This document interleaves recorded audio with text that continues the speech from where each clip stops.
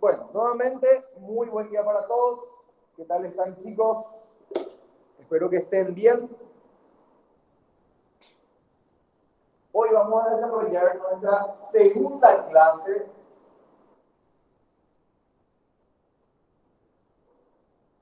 de Física 2.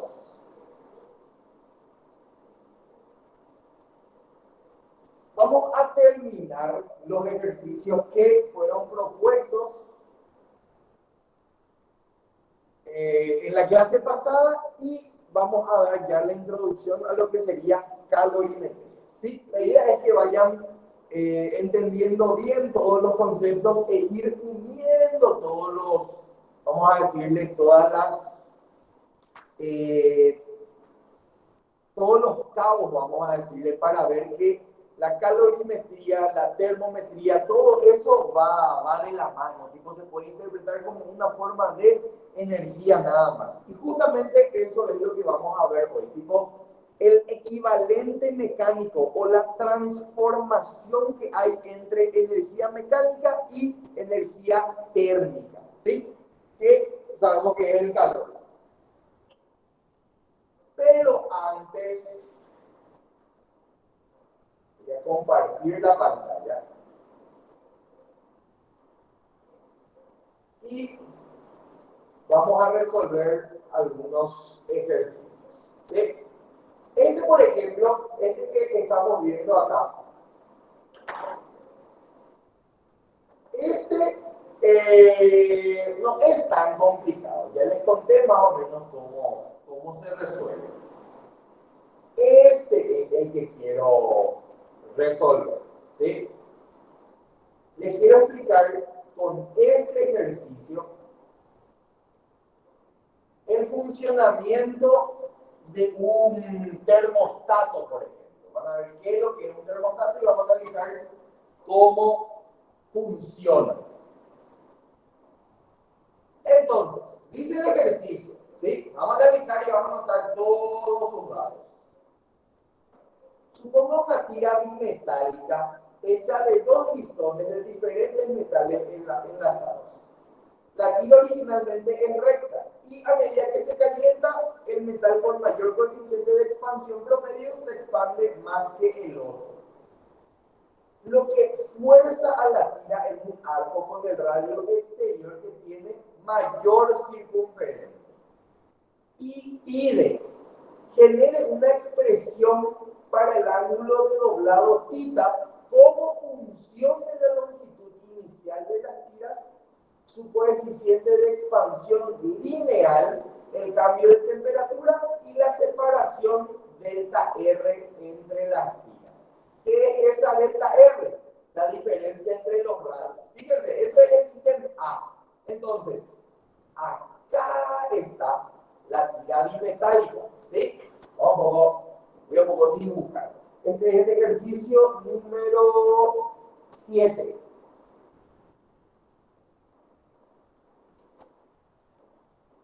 Ejercitario 1. Vamos a hacer el 7.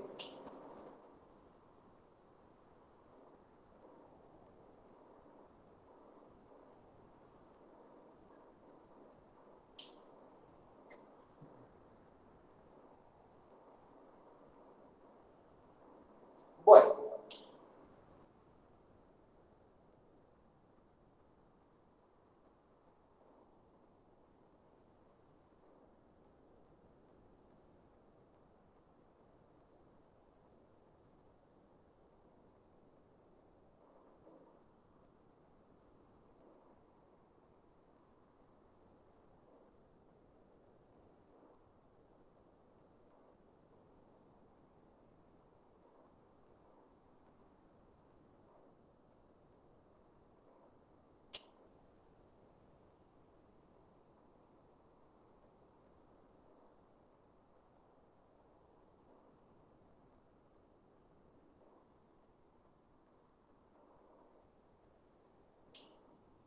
bueno.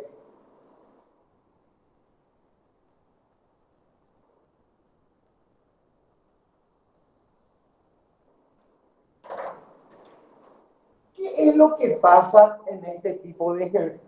Vamos a analizar, vamos a ver cómo lo que funciona una tira bimetálica, ¿sí? Y cualquier cosita me escriben nomás al chat o me consultan acá, ¿sí? Enseguida ya voy a ponerme el auricular y ahí voy a poder escucharles desde la pizarra. Pero por el momento les explico acá el fenómeno.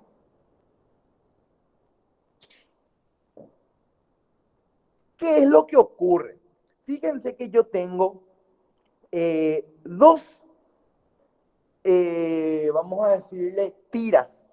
La de arriba es un cierto material y la de abajo es otro material. Entonces, ¿qué es lo que pasa? Vamos a llamarla este de arriba alfa 1 y a este de abajo alfa 2. Y para que la tira se deforme así, ¿quién tiende a aumentar más su longitud? La tira de arriba. Entonces, yo puedo decir que alfa 1 es mayor a alfa 2. Sí o sí, los coeficientes de expansión deben ser distintos para que ocurra esa deformación, para que se forme así tipo un arco. ¿Por qué? Porque si sus coeficientes fuesen iguales, tipo, los dos van a crecer la misma longitud y no se va a formar este arco. ¿Por qué lo que ocurre o se dobla? ¿Por qué lo que pasa a ese arco? Porque si yo le aplico una delta T y fíjense, ¿a cuál le llamaba? Al más externo le llamaba R2, ¿verdad? Para hacer igual. Vamos a llamar entonces a este alfa 2, a este alfa 1.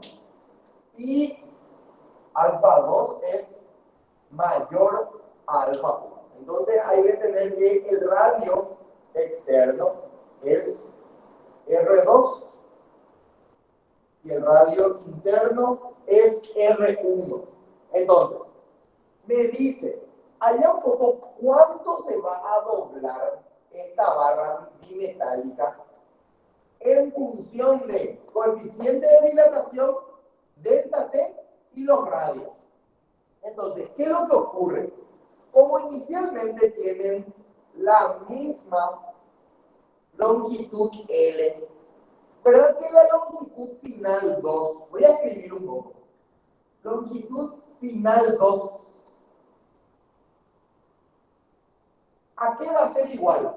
A la longitud inicial, L por 1 más alfa 2 por delta T. Y la longitud final 1 va a ser L por quién? 1 más alfa 1 delta T, ¿verdad? Esa fórmula ya habíamos visto en la clase pasada. Entonces, se dan cuenta de que si alfa 2 es mayor que alfa 1, longitud 2 va a ser mayor que longitud 1. Entonces, eso se puede observar. Longitud final 2 es mayor que la longitud final 1. Entonces, como el de arriba se quiere expandir más que el de abajo, ocurre ahí una, ¿qué cosa? Fatiga, un esfuerzo debido a la variación de temperatura. ¿Se acuerdan cómo el ejercicio que la otra vez hicimos, el que era un cabo de acero y un cabo de cobre que estaba unido en el medio? Y vos enfriabas eso, ¿y qué pasaba con ese punto de unión? Se desplazaba, ¿verdad? Debido a que aparecen fuerzas, aparece ahí un esfuerzo. Entonces, como el de arriba quiere aumentar su longitud y el de abajo no llega a esa longitud, ahí se produce, vamos a decirle, ese esfuerzo que va a deformar la tira bimetálica y forma ese arco, ¿sí? Entonces, para este ejercicio, lo que podemos hacer es, vamos a analizar. A ver.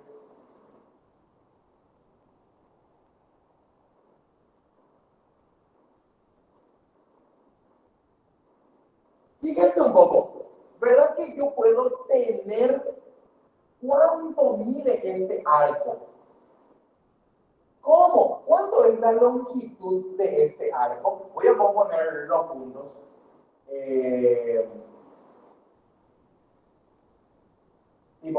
La longitud final 2, la que es la longitud de este arco, ¿a qué es igual?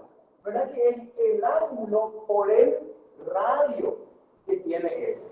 Theta por R2. ¿Sí? Esa es la longitud final que va a tener. Pero la longitud final que va a tener, fíjense que es, ¿qué cosa? L por 1 más alfa 2 delta T. ¿Sí? Ahora, ¿cuánto es la longitud final que va a tener este? Y fíjense, su longitud final, por más de que esté arqueado, ustedes pueden saber cuánto mide este arco. ¿Cómo? Y acá vamos a poner longitud final 1 va a ser igual a el ángulo por el radio 1. ¿Y eso qué es igual? Yo ya sé cuánto va a ser su longitud final debido a la dilatación. 1 más alfa 1 delta T. ¿Y qué es lo que yo quiero? Yo quiero este ángulo. Entonces, ¿qué voy a hacer? Voy a restar estas igualdades. ¿Y qué me va a quedar? Theta por R2 menos R1 va a ser L por alfa 2 menos alfa 1 por delta T. ¿Por qué? Porque, creo que así sale. Este 1 se va con esto se resta y factor común delta T. Entonces, ahí yo tengo que el ángulo que se va a formar acá, ¿a qué es igual?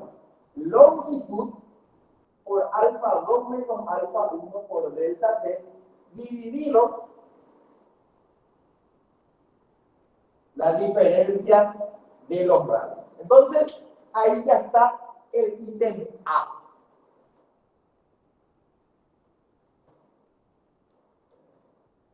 Ahora,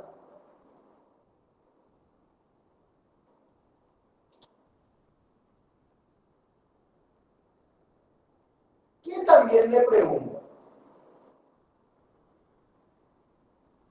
Demuestre que el ángulo de doblado disminuye a 0 cuando delta T disminuye a 0. Y también cuando los coeficientes de expansión promedio se vuelven iguales.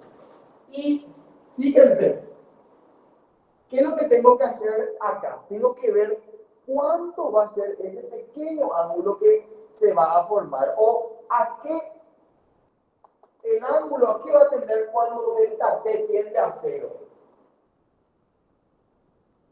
Y se puede ver acá. Ve, si delta T tiende a 0, esto theta también tiende a no formarse. ¿Sí? Va a quedar nomás así cuando la delta T es 0. No va a haber variación de longitud. Entonces, queda así nomás. Y si los coeficientes son bastante parecidos, eso fue lo que dijimos hace rato. Van a crecer lo mismo, no va a aparecer ese esfuerzo. Entonces, si alfa 2 es igual a alfa 1, esta expresión tiende a 0.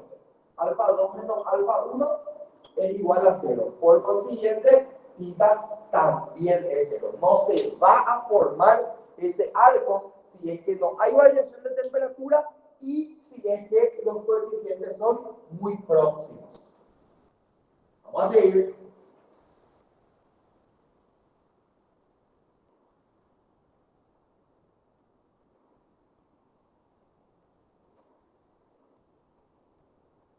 Después dice, ¿qué ocurre si la tira se enfría? Vamos a analizar. ¿Qué pasaría si la tira se enfría?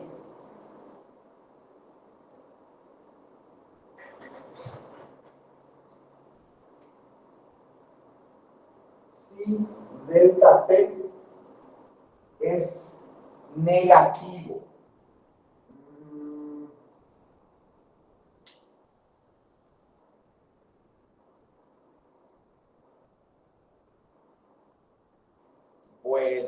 Vamos un poco a analizar.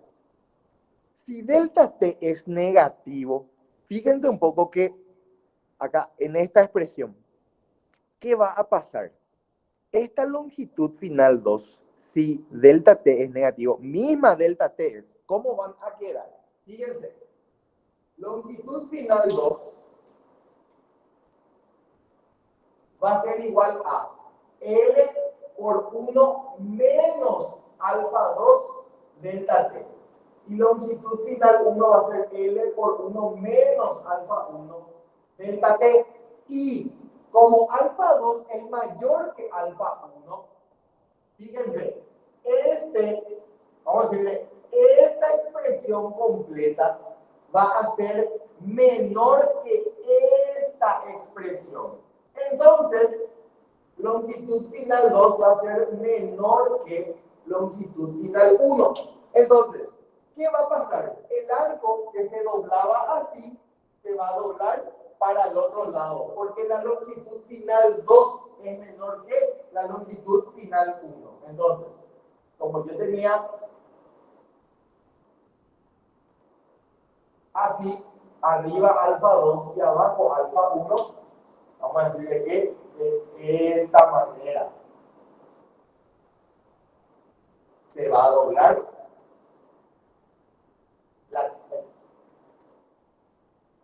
la tira bimetálica. Arriba alfa 2 y abajo alfa 1.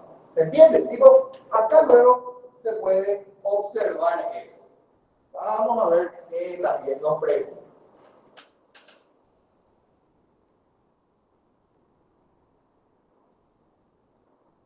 Después dice, la figura, bla, bla, bla.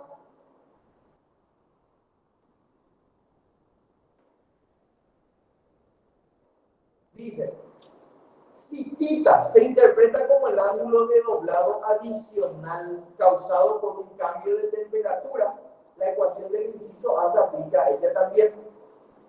El extremo interior de la tira espiral está fijo y el extremo exterior es libre de moverse. Suponga que los metales son bronce e ímbar, el grosor de la tira es tanto y la longitud es tanto. Encuentre el ángulo que gira el extremo libre cuando la temperatura cambia en 1 grado Celsius. Entonces, se dan cuenta de que tienen la longitud, la delta R, la delta T, porque me dice que la temperatura cambia en, y si te dice en, te está dando la delta T. Y que también nos hacía falta A. Y lo que nos falta ahí son los coeficientes del bronce y del ímpar. Y directo ahí ya hallo el ángulo θ. Ese lo voy a hacer porque es meter en la calculadora nomás. Pero lo que sí les quiero mostrar o explicar es cómo funciona este instrumento que ven acá. ¿Sí? Dice, cuando la cápsula se inclina, el mercurio cambia de un extremo al otro para hacer o romper un contacto eléctrico que enciende o apaga el horno. Bueno, entonces, acá se puede observar, ¿verdad? Tipo, es como una perillita, en donde acá está la tira bimetálica. Y en el centro está fijo, ¿sí? Acá en el centro está fijo, entonces, ¿qué pasa? Cuando esto se quiere calentar, ¿verdad? Que quiere girar, tipo, aparece pues ese esfuerzo y quiere girar esa tira, aparece como un torsor ahí. Entonces, tipo, cuando esto se calienta, aumenta su longitud y gira esto. Entonces, al girar, vamos a decirle, cuando ya está a una cierta temperatura, esto pues aumenta su longitud, gira, y esta capsulita queda tipo acá, vertical, porque aumenta pues la longitud de este. Tipo, gira pues un cierto ángulo que es justo el que acabamos de deducir. Entonces, al girar ese cierto ángulo acá, esta cápsula, vamos a decirle, abre o cierra un circuito eléctrico. Entonces, enciende o apaga ahí lo que es el horno. Ahora, donde también se utiliza algo muy parecido en la refrigeración. Tipo, se tiene una tira bimetálica y con una cápsula también, así igualito. Entonces, ¿qué es lo que ocurre? Cuando se enfría esta tira, que está en contacto directo con el ambiente, esta tira se va a contraer. Tipo, el ángulo de giro va a ser para el otro lado.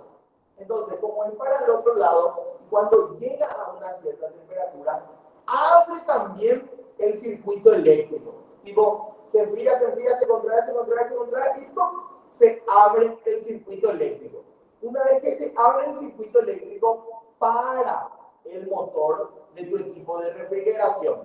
Y como para tu equipo de refrigeración, la temperatura vuelve a aumentar. Aumenta, hasta que aumenta su longitud, cierra los contactos eléctricos y entra en funcionamiento otra vez el motor de tu equipo de refrigeración. Por eso es que a veces, tipo, cuando están durmiendo y eso, se escucha que arranca el compresor de su acondicionador de aire. Después de un rato, para. Después arranca. Después para. ¿Por qué? Porque tiene un dispositivo mecánico, o sea, eléctrico y mecánico, que hace ese proceso. ¿Sí? Ahora mismo ya no se usa más esto, ¿verdad? Pero es interesante analizar desde el punto de vista físico. O sea, se usa, pero ahora ¿qué viene? Viene el famoso, o viene lo que son los equipos inverter. Si ya escucharon hacer las propagandas de los aires y eso. ¿Qué vamos a decirle? Usa otra cosa. Pero básicamente todos los equipos de refrigeración tienen un termostato y más o menos así es como funciona. O si no, pues, ¿qué es lo que pasa? Vamos a hacer un enganche.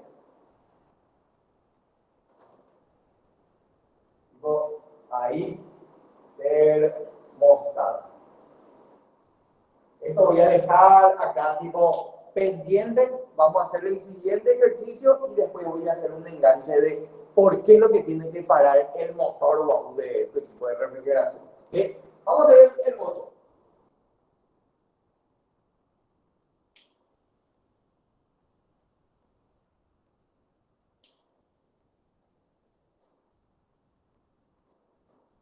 ¿Qué dice este?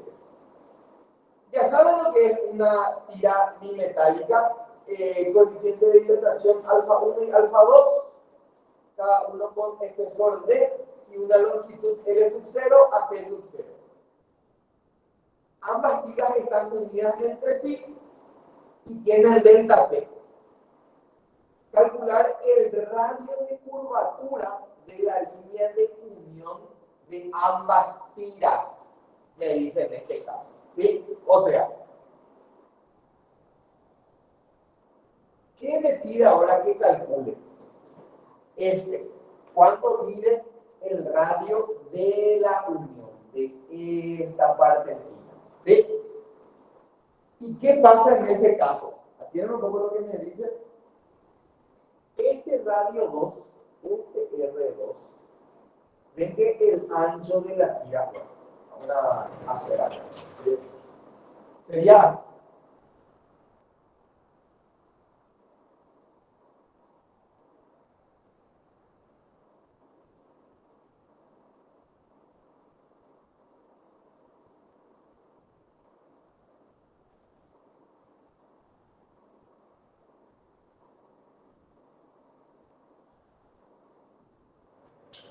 El ancho de la tira dice que es V. Y esto también es V. Y este es lo que me pide, desde el centro hasta acá. Ese radio, el radio de la unión. Y entonces, ¿qué es lo que pasa? El radio medio de la tira superior, ¿verdad que va a ser? Fíjense, este radio y yo hace rato le llamaba radio 2, ¿a qué va a ser igual? Al radio más la mitad del espesor de la tira. Y esto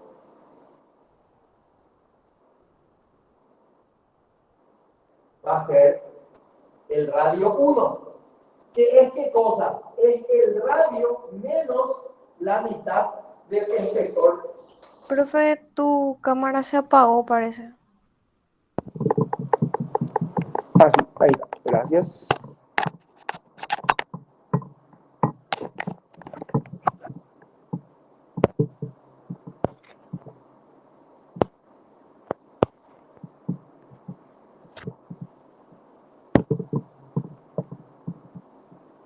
Ahí.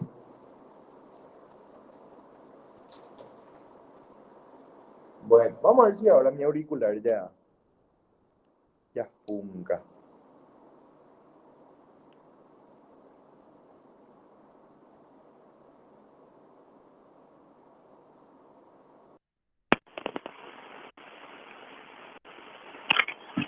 Hola, hola.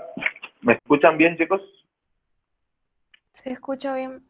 Perfecto. Ahora sí, ya se va a volver más divertida la clase porque no voy a tener que gritar y ya me pueden consultar. ¿Sí? Acá ya tengo los auriculares puestos. Bueno, vamos a ver rápidamente ya. ¿Qué es lo que pasa en este ejercicio? Me pide el radio de la unión. ¿Y yo qué sé? ¿Se acuerdan lo que dijimos? Lo mismo voy a hacer. La longitud del de arriba, ¿cuánto va a ser? Voy a llamarle longitud final 2. ¿Que a qué va a ser igual?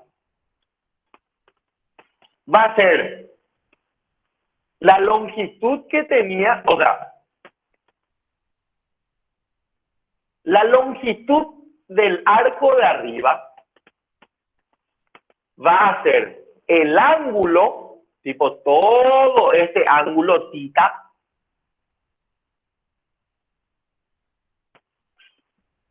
¿por quién? Por R2. R más D sobre 2. ¿Y a qué también va a ser igual esa longitud final 2? Va a ser la longitud inicial que tenía por 1 más alfa 2 delta T. ¿Verdad que sí? ¿Y cuánto va a ser la longitud final de la tira 1? Va a ser el mismo ángulo, pero el radio ya es diferente. Va a ser R menos D sobre 2. ¿Y a qué va a ser igual? ¿Por dónde yo también puedo hallar la longitud de esa tira? Va a ser L por 1 más alfa 1 delta T. Entonces, ¿qué yo tengo de dato? Conozco L, conozco alfa 2, alfa 1, delta T, ¿verdad? ¿Qué me dice?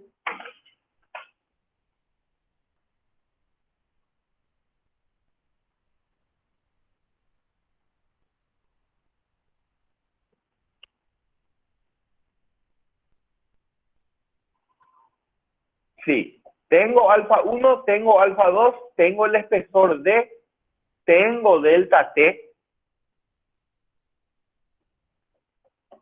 tengo todo. D permanece constante, dice. Eso es muy importante. ¿Por qué? Porque si eso no te dice, ¿qué tendés a hacer? Tipo, se calienta pues y como en una dimensión nomás vamos a decirle va a aumentar, acá también va a aumentar su longitud, pero eso no se considera medir. Entonces, como yo quiero hallar el radio y lo único que no conozco acá es el ángulo, voy a simplificar eso, voy a dividir estas ecuaciones. Entonces, ¿cómo me va a quedar? Tita se va, me queda R más D sobre 2 sobre R menos D sobre 2 es igual a L también se va, 1 más alfa 2 delta T sobre 1 más alfa 1 delta T.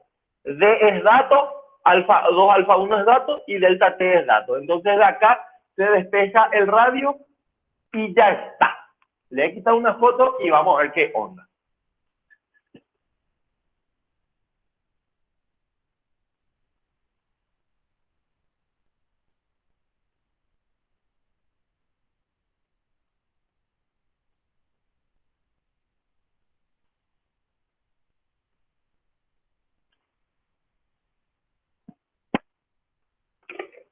¿Se está entendiendo todo lo que dimos hoy, chicos? Porque ahora sí ya podemos conversar un poquitito. Ya les escucho. ¿Se entendió bien cómo es lo que funcionan estas tiras bimetálicas y todo eso? Esta, por ejemplo, tranquilamente puede ser un termómetro también, en donde vos pones a una cierta temperatura, vamos a decirle, una aguja. Entonces, cuando se calienta, ¿qué pasa? Va a comenzar a dilatarse esto. Va a crear un torsor y va a hacer que la agujita aumente su temperatura. O sea, así luego funcionan los termómetros esos. O sea, hay varios termómetros de...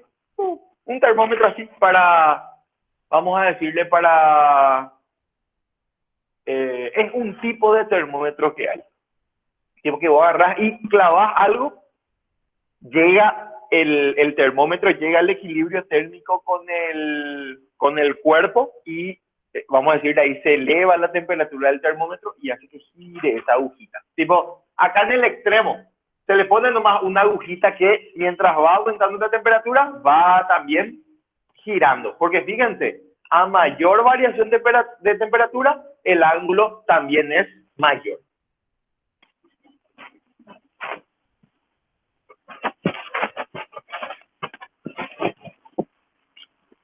Bueno, quiero resolver todo nomás porque creo que tenía así algunas partecitas en chavo. Bueno, ¿cómo es lo que va a quedar? Va a ser R más D sobre 2 más R alfa 1 delta T más R más D sobre 2 por alfa 1 delta T. Y esto es igual a R menos D sobre 2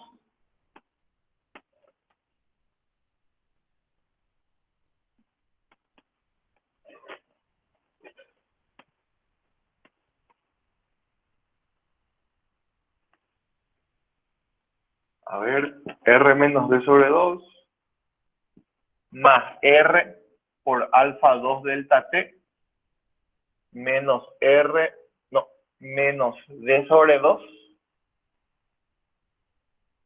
por alfa 2 delta T. Entonces, este se va con este. Esto pasa hacia acá. A ver, el radio me pedía, ¿verdad? Esto puedo pasar hacia acá. Va a ser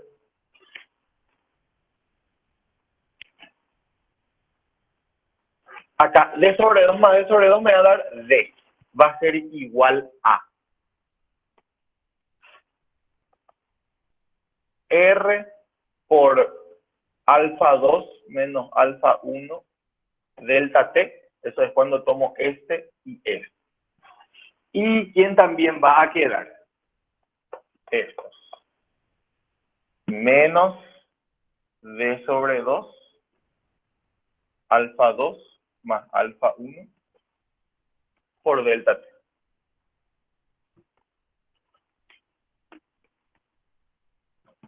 Esto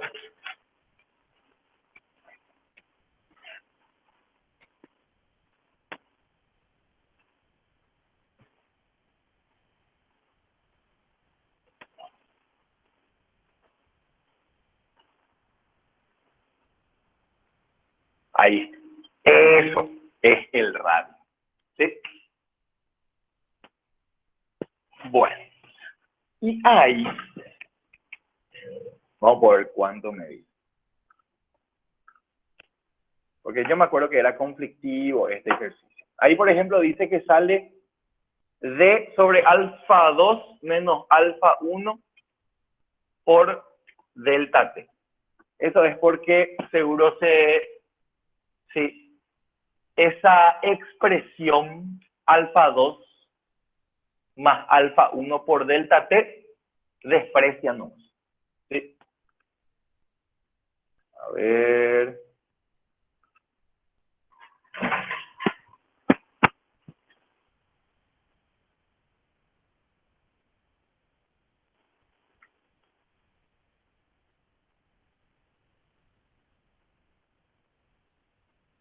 Sí, fíjense, tipo, lo único que hace es este término, esta expresión, dice que tiende a cero. Eso ya hicimos, por ejemplo, en la clase pasada también, porque dijimos que esto es demasiado pequeño. Tipo, eres de un orden demasiado bajo, entonces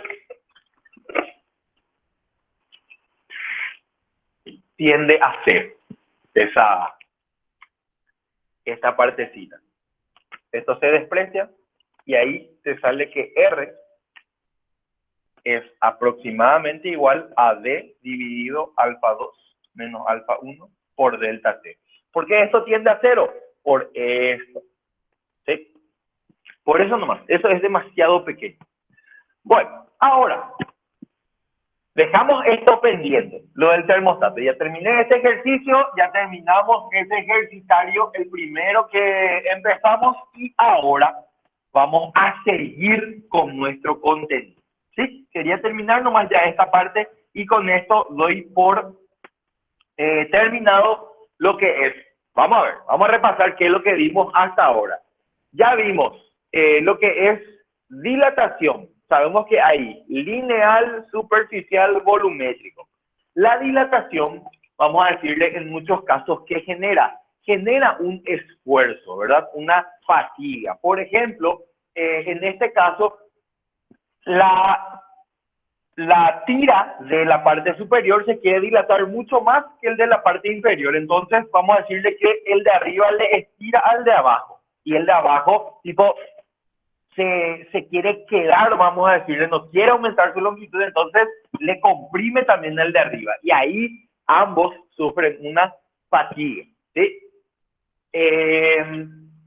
Entonces, ya vimos esfuerzo térmico, fatiga, variación de longitud, dilatación. Vimos que el agua, por ejemplo, tiene también una anomalía que es de 4 a 0 grados o de 0 a 4 grados. ¿Qué pasa? Su volumen disminuye, ¿verdad? Tipo, si yo caliento el agua de 0 a 4 grados, su volumen disminuye y a eso se le denomina anomalía del agua. ¿Por qué? Por el tema de que su densidad también varía. Eso también vimos la clase pasada, que la densidad varía si es que le aplicas una delta T a un cierto cuerpo.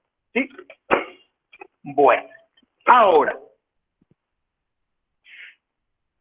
otro concepto muy importante para que tenemos que aprender, ¿verdad? En este capítulo es el concepto de calor. ¿Sí? Vamos a decirle que yo tengo un cuerpo con una cierta temperatura, ¿sí? ¿Qué me da esa temperatura? Me da una idea de el movimiento o de la energía cinética que están teniendo sus moléculas, ¿verdad? Tipo, a mayor temperatura hay mayor movimiento ¿verdad? Ahora, ¿qué es lo que es el calor?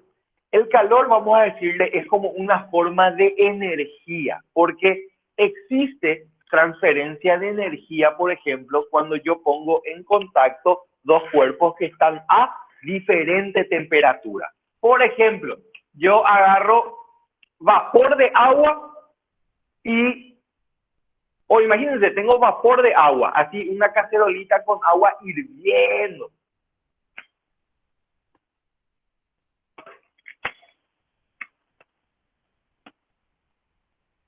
Vapor. ¿A qué temperatura empieza a aparecer el vapor de agua? 100 grados. 100 grados. Y mientras más, tipo, esto, vamos a decirle que yo si tengo acá 100 grados Celsius, no puedo todavía garantizar que todo es vapor. Pero si tuviese 102 grados Celsius, sí, a presión atmosférica, ¿verdad? Yo ya puedo decir que todo esto es vapor. Ahora, ¿qué pasa si yo tiro acá unos bloquecitos de hielo? ¿Verdad que vamos a hacer otro ejemplo, porque con el hielo no va a ser tan visible porque se les va a mezclar las cosas. Vamos a decirle que pongo una lata de algo muy frío.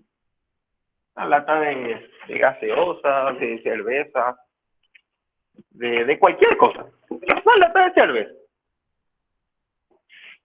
Una botella, cualquier cosa que esté a una temperatura ambiente, vamos a decir.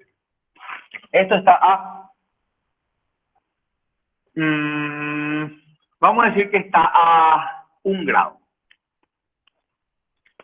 Entonces, ¿qué va a ocurrir acá si yo agarro este sistema y cierro? Le pongo una tapa. Va a ocurrir una transferencia de calor. ¿Desde dónde? ¿Cómo siempre se produce la transferencia de calor? ¿Cuál es el sentido de la transferencia de calor? ¿Quién me puede recordar eso? Igualar temperaturas.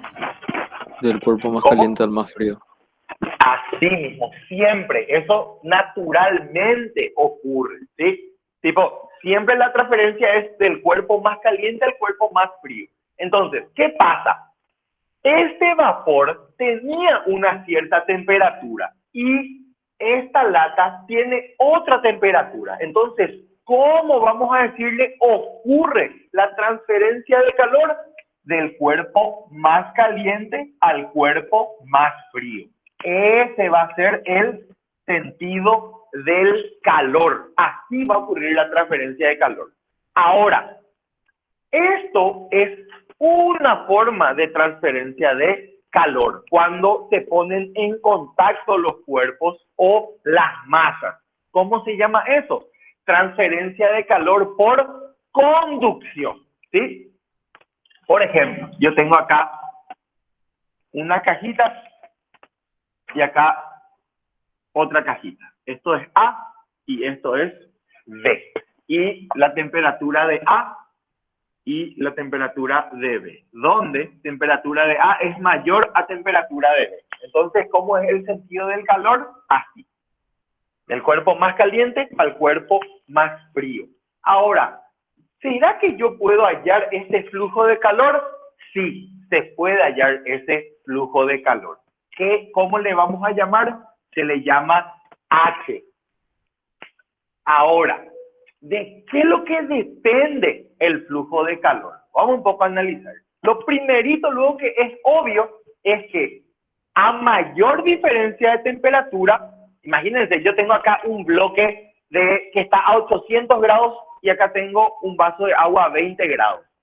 No es lo mismo, o la transferencia o el flujo de calor no va a ser igual que yo ponga ese bloque a 800 grados en mi vaso con 20 grados, que coloque un bloque con 35 grados y lo coloque en mi vaso a 20. ¿Se entiende? El flujo de calor de 800 a 20 va a ser mucho mayor que de 35 a 20. Entonces, esto es proporcional a la delta T. Ahora, no es tampoco, vamos a decirle, no es lo mismo poner en contacto, imagínense, cobre y aluminio que goma y madera. ¿Por qué? El aluminio y el cobre, o los metales, vamos a decirle, son mejores conductores de la electricidad y del calor. Entonces, no es que el flujo de calor es siempre igual para cobre madera, cobre goma, aluminio cobre, qué sé yo. No son iguales. Entonces, ¿de qué depende el flujo de calor? También depende de una constante K que se llama constante de conductividad térmica. A mayor valor de K es mejor conductor del calor el cuerpo, ¿sí? Entonces, los cuerpos los cuerpos que tienen una conductividad térmica muy alta se denominan conductores. Ahora, los cuerpos que tienen una K muy baja se llaman aislante. ¿Cuál, por ejemplo, es algo que tiene muy baja conductividad térmica y lo usamos casi todos los días? La madera. Madera. La madera. Pero la madera no usamos tanto como aislante de calor.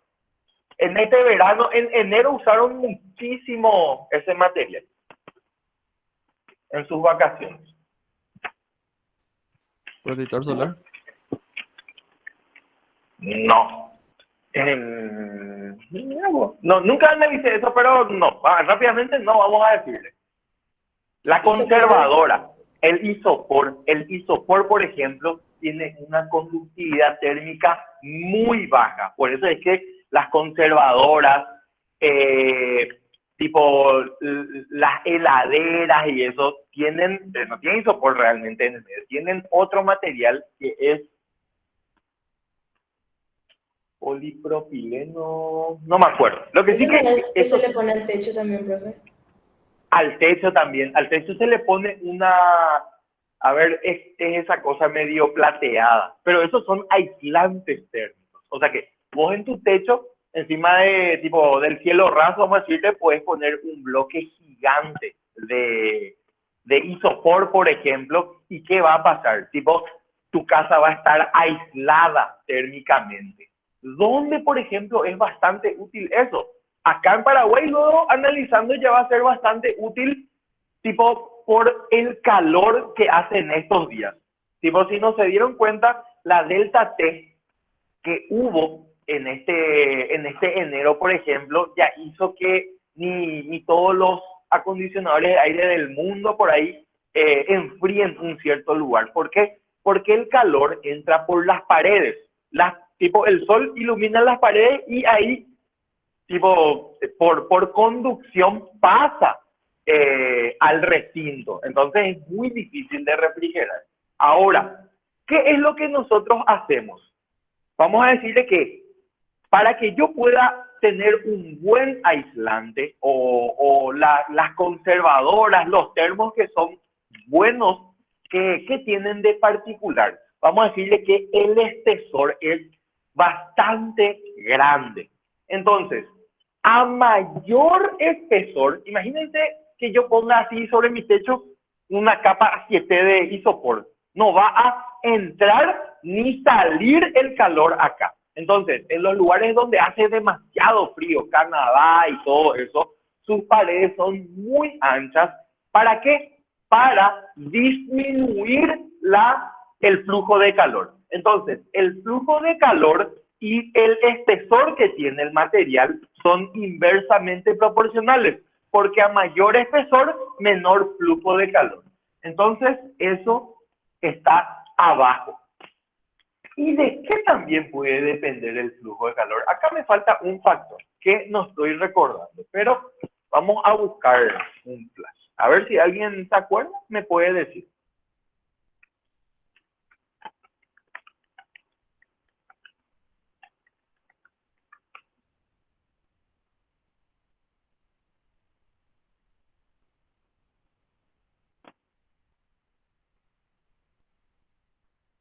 Ah, del área también depende. Del área de contacto. Bueno, voy a volver acá. Estamos. Sí. Entonces, ¿verdad que no es lo mismo tener así estos dos bloques que agarrar el bloque A y la esquinita nomás que esté en contacto? Entonces, en este caso ocurre mayor flujo de calor que en este caso. Entonces, el flujo de calor es proporcional también a quién, a el área de contacto, ¿sí? Y sí, entonces acá le voy a colocar área. Esto entonces es flujo de calor, la cantidad de calor que hay. ¿Por quién? Por conducción. ¿Cómo lo que ocurre en la conducción?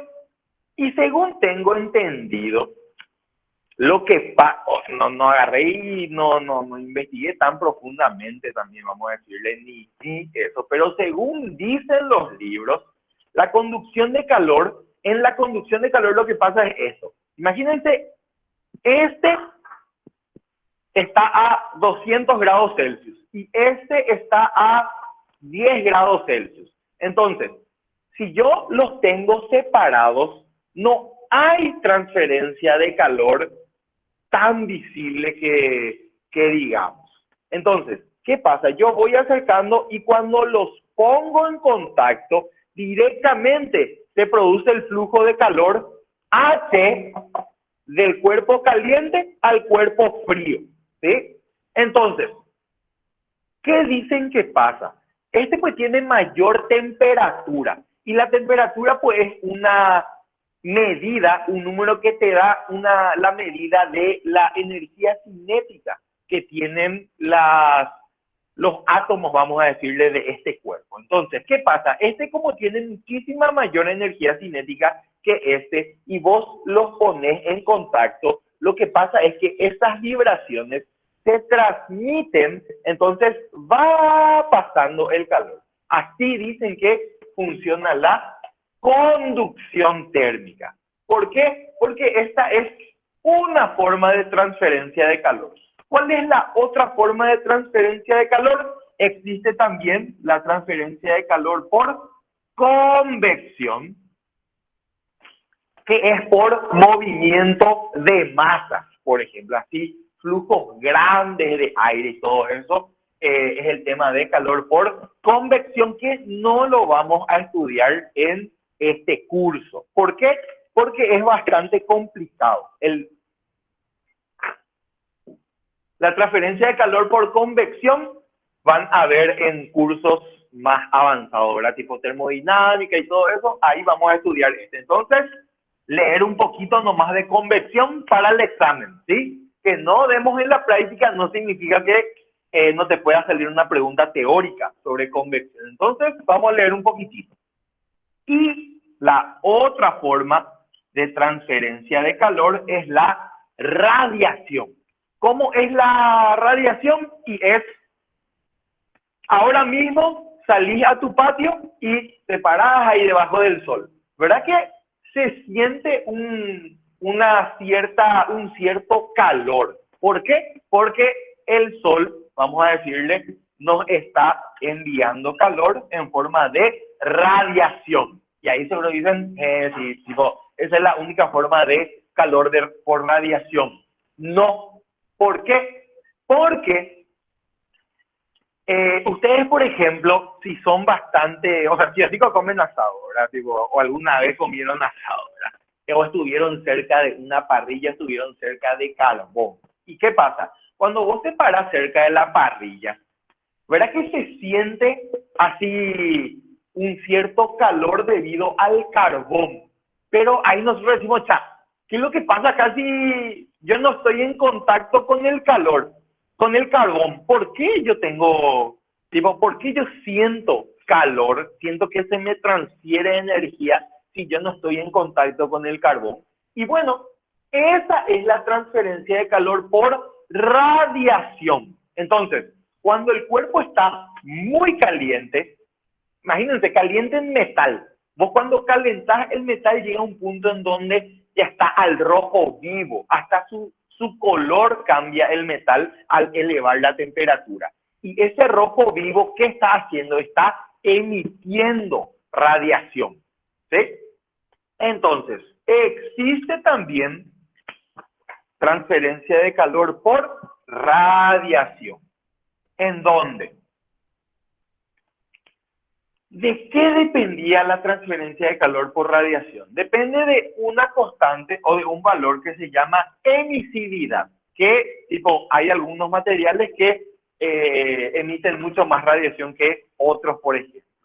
Depende también de una constante que es sigma, que es la constante de Stefan Boltzmann. Así creo que se escribe. ¿Sí? Después vamos a corregir nomás, sí. Ahora lo ya vamos a ver. Y vamos a ver su valor, ¿sí? A ver, voy a un poco buscar eso acá.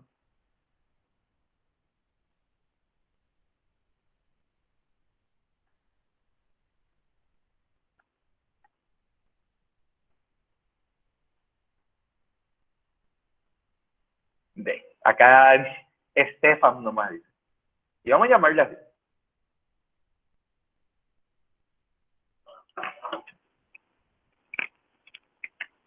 ¿Qué vale 5,67? 5,67 por 10 a la menos 8 vatios metro cuadrado Kelvin a la cuarta.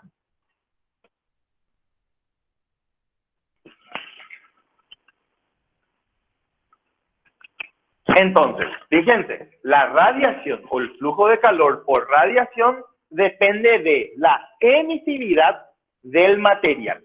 También depende de una constante. Tipo, esa es la constante de Stefan Boltzmann. Tipo, él siguió que el flujo de calor por radiación es proporcional a este número. Ahora, ¿de qué también depende?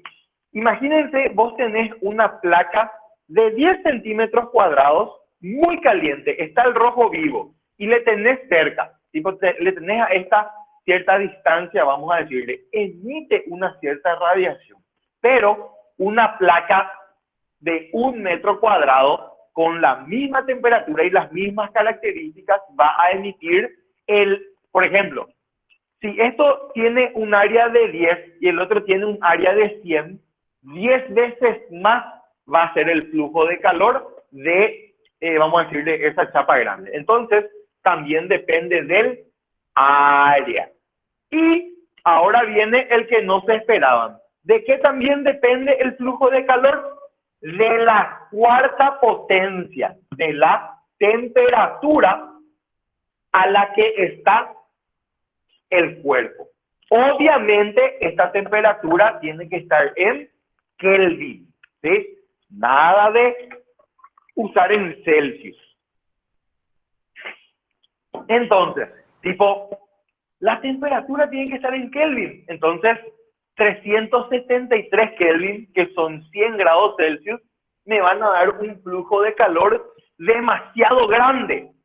Y vamos a analizar. La emisividad, esto por ejemplo, está entre 0 y 1, ¿sí? Y vamos a decirle que entre estos valores nomás varía. Acá tiene el que equilibra un poquitito la constante de Stefan Boltzmann, que es 5,67 por 10 a la menos 8. Entonces, vamos a ver en qué orden está ese 373 a la cuarta. Por 5,67 por 10 a la menos 8. Algo así como 1000 por ahí sale. Y acá fíjense que yo tengo vatios, ¿verdad? Que va a ser joules por segundo. O sea que voy a tener, si la emisividad vale 0,5 y el área es de 1 metro cuadrado, 1097 por 0,5 por 1 metro cuadrado, yo voy a tener que ese material está emitiendo 548 joules por segundo. Y ahí seguro ustedes dicen, ¿qué es lo que es joules? ¿No era biocaloría? Bueno, vamos a mezclar otra vez ahí. Ya sabemos que esto es flujo de calor. Esto, en teoría, hasta ahora, como es flujo de calor, hasta lo que yo les mostré, el calor en qué se medía. Aunque no les mostré todavía eso. Bueno, no les mostré todavía eso ahora que recuerdo. El calor, ¿en qué se mide generalmente? Q. ¿Cuál es su unidad de medida?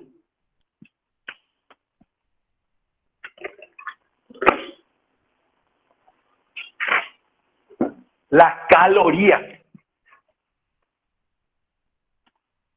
¿Sí? El calor, por ejemplo, se mide en calorías. O sea, si esto es flujo de calor, esto va a ser la cantidad de calorías por segundo que ingresa al cuerpo. Acá lo mismo, calorías por segundo que ingresa al cuerpo, pero si yo miro acá y la constante de Stefan, si esto está en Kelvin, esto está en metros cuadrados, esto es adimensional, me va a salir que el flujo está en vatios, es decir, joules por segundo. ¿Y qué es joule? Es energía. O sea que mediante el calor, yo a un sistema le puedo introducir ¿qué cosa? Energía. Ahora, vamos a ver qué relación lo que hay entre joule y caloría. ¿Qué es una caloría? Dicen que, o sea, ¿cómo se definió una caloría? Es la cantidad de calor necesaria para elevar la temperatura de 1 gramo de agua en 1 grado Celsius. Eso fue la primera definición que dijeron hace muchísimo tiempo. Vamos a tomar el agua y vamos a definir esta energía que es visible, que hay una transferencia de energía, y vamos a medir en calorías. ¿Qué es caloría? El calor necesario, una caloría es el calor necesario para elevar la temperatura de 1 gramo de agua en 1 grado Celsius.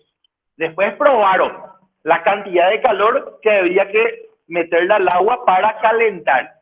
Y no era lo mismo la cantidad de calor para calentar el agua de 5 a 6 grados que de 80 a 81 grados. Entonces, cambiaron otra vez la definición. Y esta es la definición más aceptada hasta ahora. Una caloría es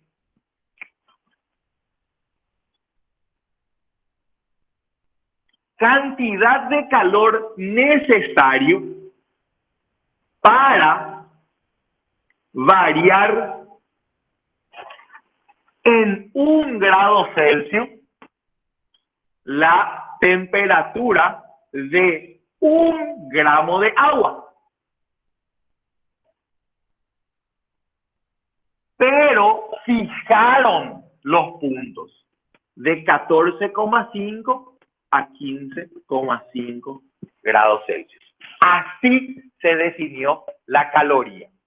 Y después también definieron el joule. Dijeron que había una cierta cantidad de calor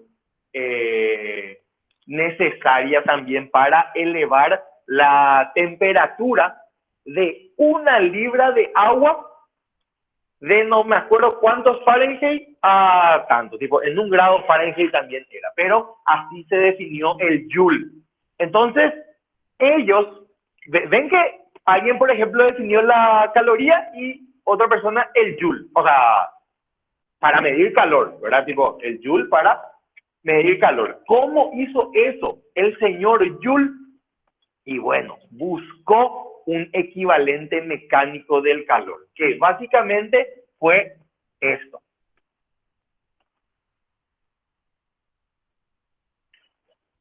Colocó 1 libra de agua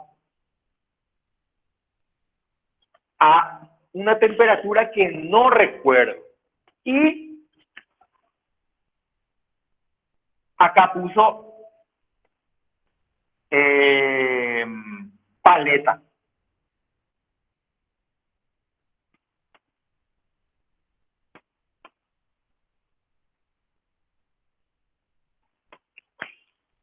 Y esto agarró y ató por un cuerpo de masa M. Entonces, él sostenía acá este cuerpo de masa M y acá había un termómetro.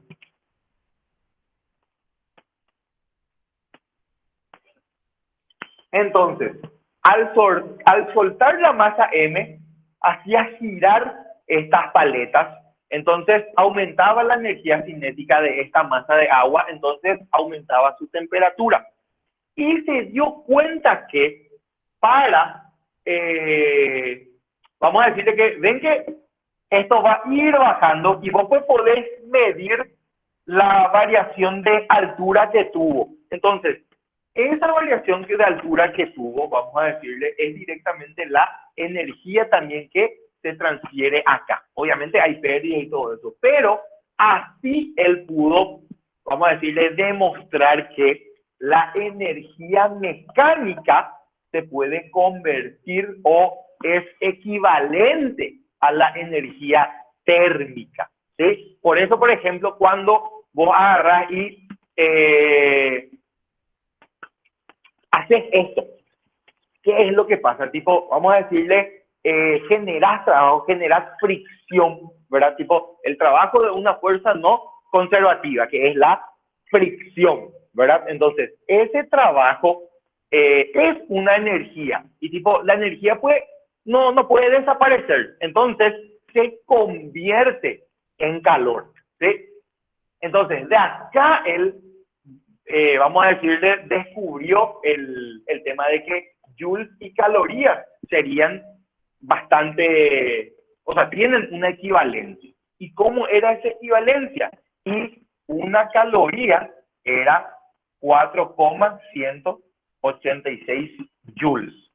Entonces, si yo tengo acá agua que está a 14,5 grados Celsius y suelto esto, ¿cuánto se tiene que bajar para tener una caloría? Y con esto puedo calcular. ¿Cómo? Esa pues es la energía tipo que tiene acá. Y cuando tenga acá, tipo, varió su energía potencial, vamos a decirle. Entonces es mg por h. Entonces él midió la altura que bajó y acá midió la variación de temperatura que tenía. Y mediante esos experimentos pudo hallar esta equivalencia. ¿Por qué? Porque 4,186 joules fue la energía acá para elevar en 1 grado Celsius la temperatura de este 1 gramo de agua. Entonces ahí él pudo hallar esta relación. ¿Sí? Que una caloría es 4,186 joules. Y esto también permitió hacer lo que les dije, la equivalencia de energía térmica y energía mecánica. Bueno, vamos a hacer. Una vez que se pilló todo esto, vieron que tipo, esto es flujo de calor, tipo calorías por segundo o joules por segundo que ingresan a un sistema. Pero vamos a decirle que muchas veces a nosotros ya nos va a dar el total de calor que ingresó al sistema. No nos va a dar el flujo, sino nos va a decir, al sistema se metieron 10.000 calorías. ¿Cómo? Y prendieron fuego, no te dice durante cuánto tiempo, pero lo que sí que al final le metiste 10.000 calorías a tu sistema o tantos joules. Ahora, ¿qué pasa si vos le metes calor a un sistema? ¿Qué es lo que varía? Varía la temperatura. Entonces, el calor es masa por calor específico por delta T, ¿sí?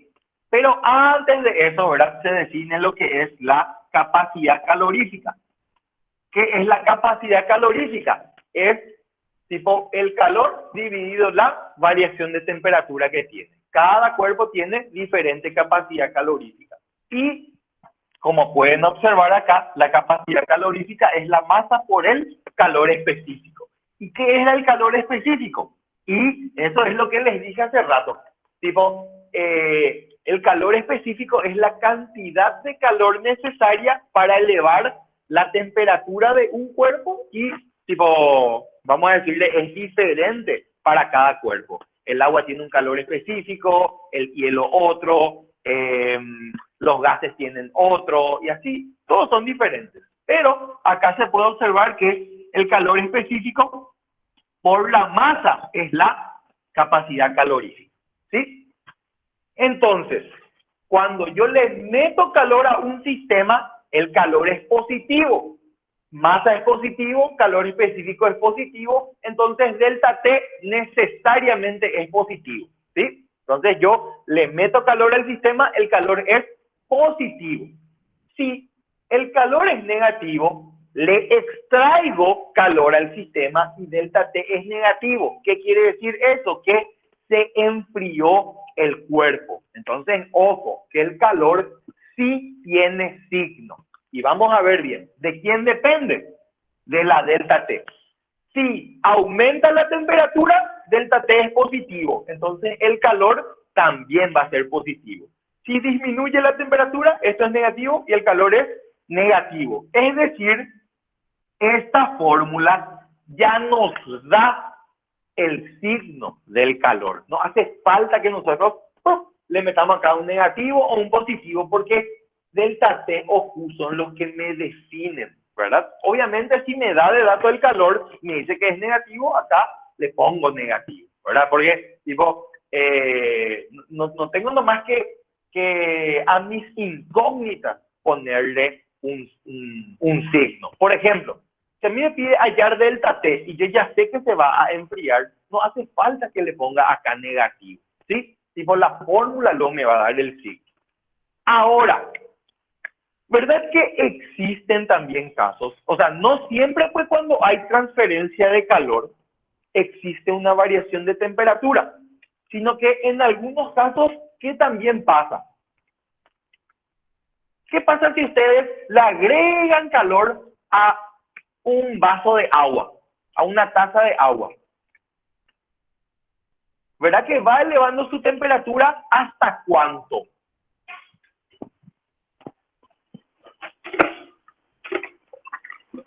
Hasta 100. Exactamente, hasta 100 grados Celsius. ¿Y qué pasa después? Ya no se eleva la temperatura, queda fija ahí la temperatura, pero yo le sigo metiendo calor y ahí ocurre algo que se llama cambio de estado.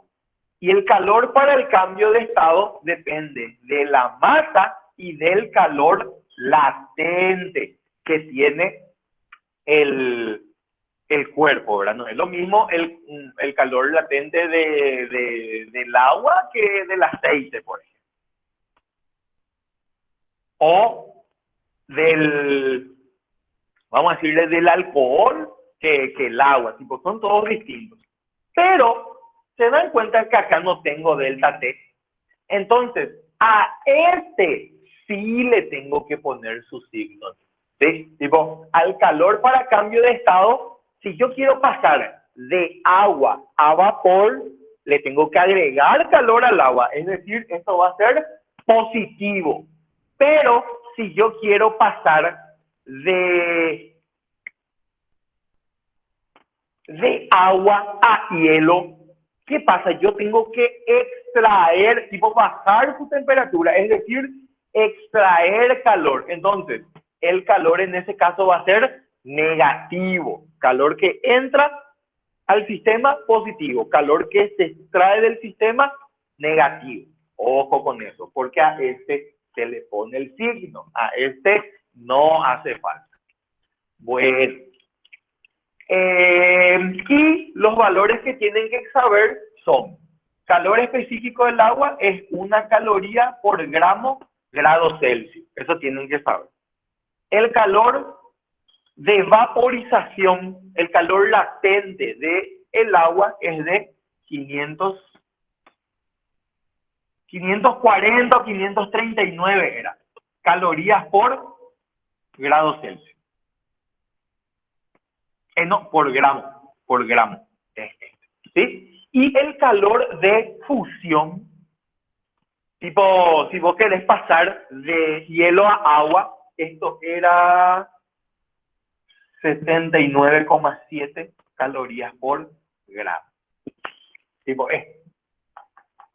L de vaporización, L de fusión. Y este es el calor específico del agua. Eso es lo que tienen que saber. Ahora, le voy a quitar una foto a esto y continúo. ¿Qué tal pasamos, chicos? ¿Estamos bien o ya están cansados? Profe, Sí. para la condensación sería el mismo que para vaporización. Sí, lo mismo es. Porque Vos pues lo que haces es, en un caso pasás de agua a vapor y el otro caso de vapor a agua. La T de radiación se refiere a la temperatura que tiene el cuerpo que emite la radiación. Sí, Ok. Gracias. sí, el cuerpo que estudia. Bueno, ahora, justamente con eso, o sea, mostré todo esto para volver a nuestro sistema inicial. ¿Qué pasa en ese sistema inicial? Dijimos que así ocurre la transferencia de calor, el flujo de calor. ¿Qué es lo que es el flujo de calor? Es el calor en el tiempo, ¿sí? Diferencial Q sobre diferencial T.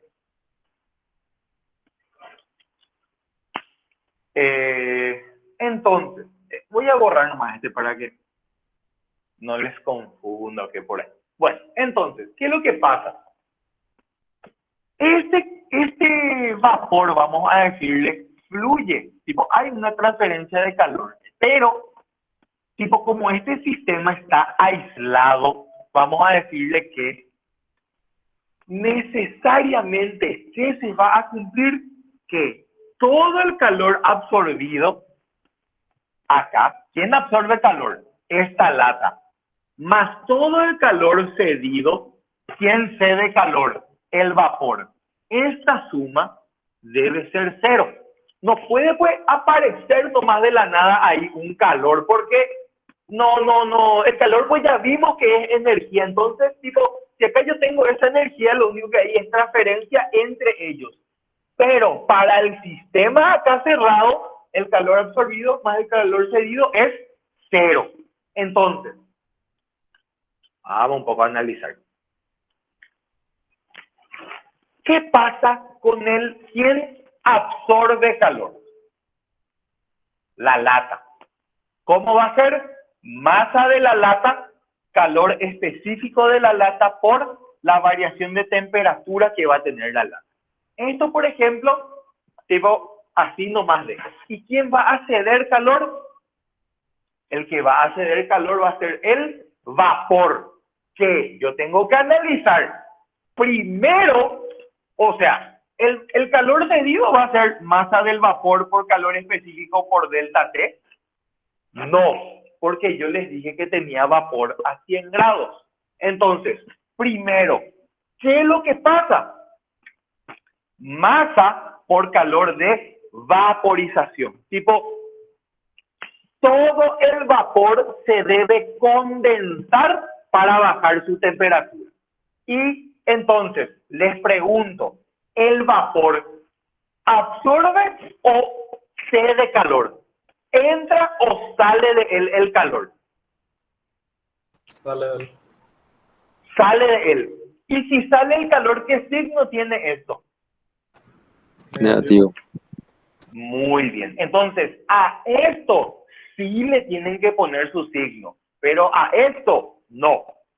Una vez que yo extraigo todo ese calor, ¿qué va a pasar? Ya voy a tener agua. Y ahí sí le pongo más masa por calor específico por delta T. Voy a poner masa del vapor. Y delta T pues es temperatura final menos temperatura inicial.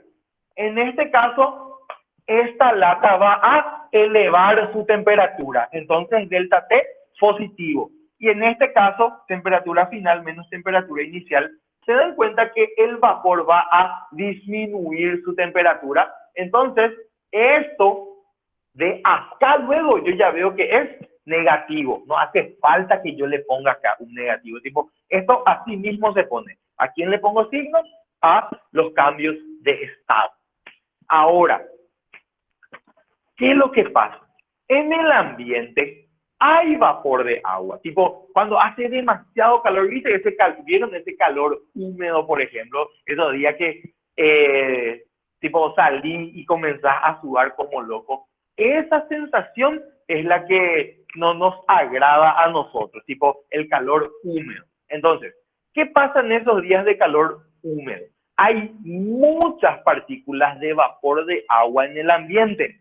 Entonces, vos, por ejemplo, agarrás una lata, está completamente cerrada, ¿sí? Y bajas en la mesa. La lata empieza a sudar, o una jarra con agua, tú te veré así, agarrás y empieza a sudar. No es que el agua comienza a salir, empieza a pasar, no, sino que el vapor que está en el ambiente, al entrar en contacto con la lata, ¿verdad? Que cede calor. Tipo, esas moléculas de vapor ceden su calor a la lata para que eleve su temperatura, porque siempre pasa eso. Siempre hay flujo de calor entre cuerpos que tienen una diferencia de temperatura. Entonces, como el vapor de agua que se encuentra en el ambiente cede su calor, se condensa. ¿Por qué? Porque pierde esta cantidad de calor que va a absorber la lata. Entonces, no es que el calor así se perdió o dejó de existir, sino que hubo una transferencia nomás, ¿sí? Entonces ahí, tipo, comienza a sudar la lata, la botella, la jarra, tipo, todo eso. O sea, es la explicación de por qué, por ejemplo, pasa eso. Bueno, entonces, con esto ya terminamos todo lo que sería la parte de calorimetría también, ¿sí? Ahora, como ya veo que es bastante tarde, y pues ya me pasé de la hora, voy a dejar hasta acá la clase.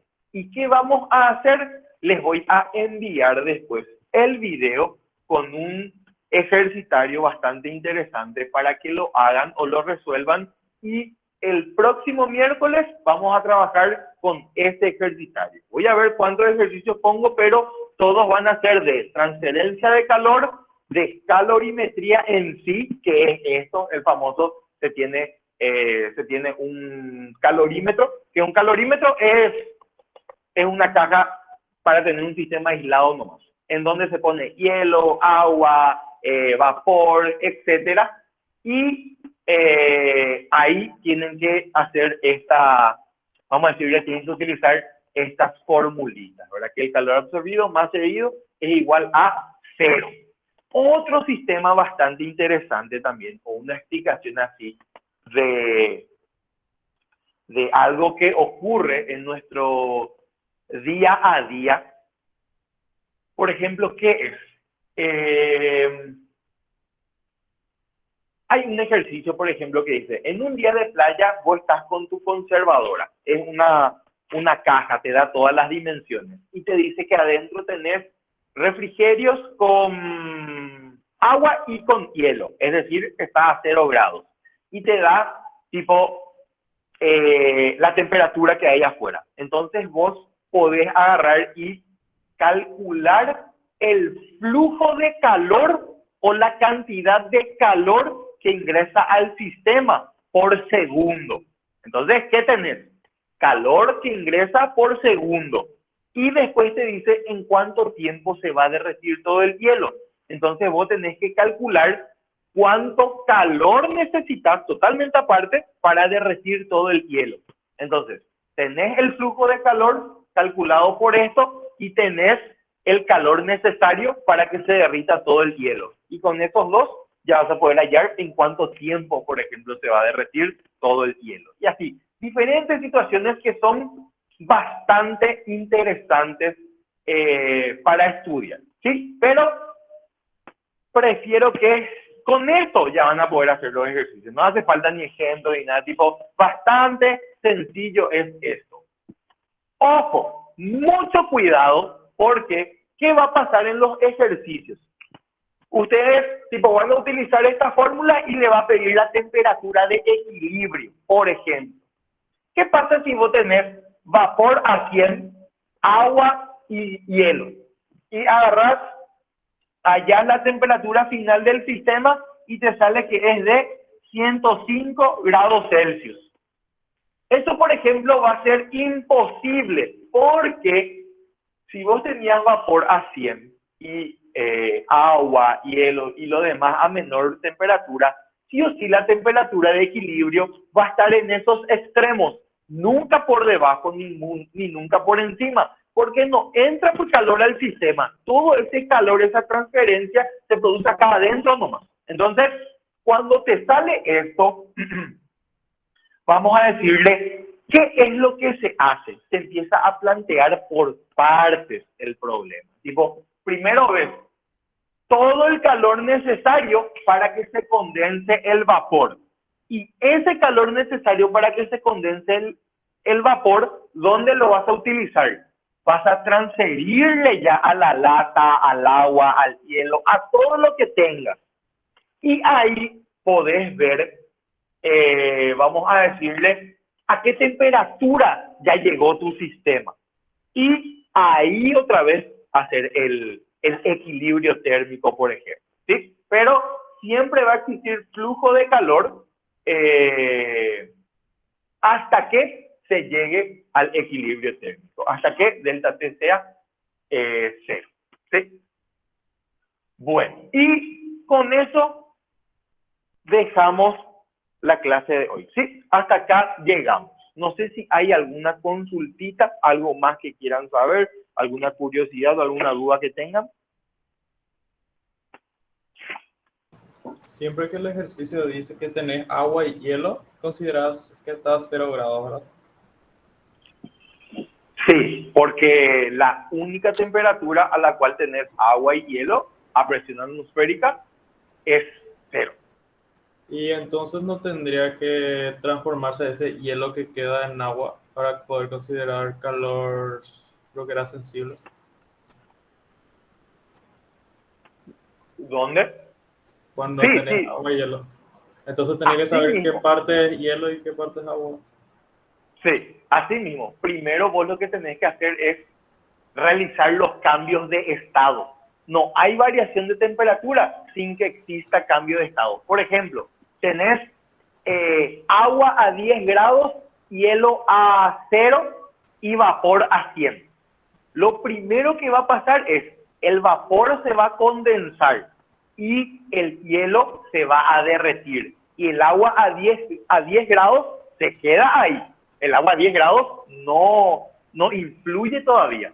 Después, una vez que tenés agua a 100 y agua a 0, es decir, se condensó todo el vapor y se derritió todo el hielo, ahí empezás a hacer el análisis todo con agua, vamos a decir. ¿Sí? Ok, bro. Bueno. ¿Alguna otra pregunta? Bueno.